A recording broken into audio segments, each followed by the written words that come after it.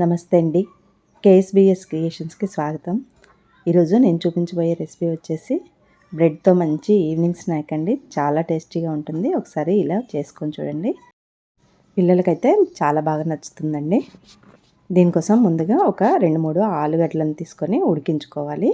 పొట్టు తీసేసి ఈ విధంగా మ్యాషర్తో మెత్తగా చేసుకోవాలి. తర్వాత దీంట్లోకి ఉప్పు, కారం, పసుపు, వేయించిన ధనియాల పొడి, జీలకర్ర పొడి, అలాగే చాట్ మసాలా ఇవన్నీ కూడా ఇందులో వేసుకోవాలి. తర్వాత సన్నగా తరిగిన పచ్చిమిర్చిని కూడా వేసుకోవాలి. అలాగే సన్నగా తరిగిన కొత్తిమీరని కూడా వేసుకొని ఇవన్నీ కూడా మంచి కలిసేలాగా ఒకసారి బాగా కలుపుకోవాలి. ఇలా కలుపుకున్న తర్వాత దీనిని పక్కన పెట్టేసుకోవాలి. ఇప్పుడు వెడల్పుగా ఉండే ఒక బౌల్ తీసుకొని దాంట్లోకి 1 కప్పు వరకు శనగపిండి తీసుకోవాలి. 2 చెంచాల వరకు బియ్యపిండి తీసుకోవాలి. దీంట్లోకి పసుపు, రుచికి తగినంతగా ఉప్పు తీసుకోవాలి. 1 చెంచా వాముని ఈ విధంగా నలిపి వేసుకోవాలి.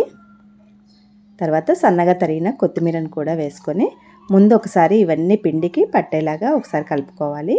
ఫస్టే నీళ్ళు పోయకుండా ఒకసారి కలుపుకున్న తర్వాత నీళ్ళు పోసుకొని ఇలా బజ్జీల పిండిలాగా చేసుకోవాలి.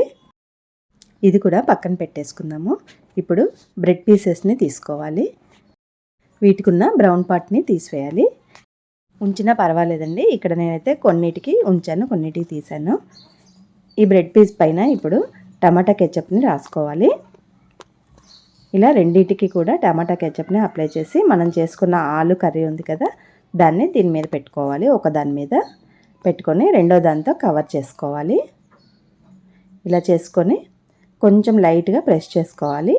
ఇవి కొంచెం అంటుకునే విధంగా లైట్గా ప్రెస్ చేసుకోవాలి. మరి గట్టిగా ఒత్తారనుకోండి బ్రెడ్ పీసు విరిగిపోతుంది. కాబట్టి లైట్గా ప్రెస్ చేస్తే సరిపోతుంది. తర్వాత ఈ విధంగా 2 భాగాలుగా కట్ చేసుకోవాలి. అన్నీ కూడా ఈ విధంగానే కట్ చేసుకోవాలి. తర్వాత ఒక్కొక్క దాన్ని తీసుకొని శనగపిండిలో ముంచుకోవాలి. ఈ శనగపిండి మొత్తం ఈ బ్రెడ్ పీస్కి పట్టేలాగా చూసుకోవాలి. చాలా జాగ్రత్తగా చేసుకోవాలండి, విరిగిపోతాయి. అన్ని వైపులు కూడా ఈ విధంగా పట్టేలాగా చూసుకొని ఇప్పుడు కాగుతున్న ఆయిల్లో వేసుకోవాలి. కళాయికి ఎన్ని పడితే అన్ని వేసుకొని ఒకవైపు కాలేదాకా మాత్రం కదిలించొద్దండి. ఒకవైపు కాలిన తర్వాత మాత్రమే వెనక్కి తిప్పుకోవాలి. వెంటనే తిప్పుకుంటే పచ్చిగా ఉండి బ్రెడ్ పీసెస్ విరిగిపోయే ఛాన్స్ ఉంటుంది. ఒకవైపు మంచి కాలిన తర్వాత రెండో వైపు తిప్పుకొని 2 వైపులా కూడా మంచి కలర్ వచ్చిన తర్వాత తీసేసుకోవడమే. ఇలానే అన్నీ కూడా చేసుకోవాలి. చూసారు కదండి ఎంత బాగున్నాయో.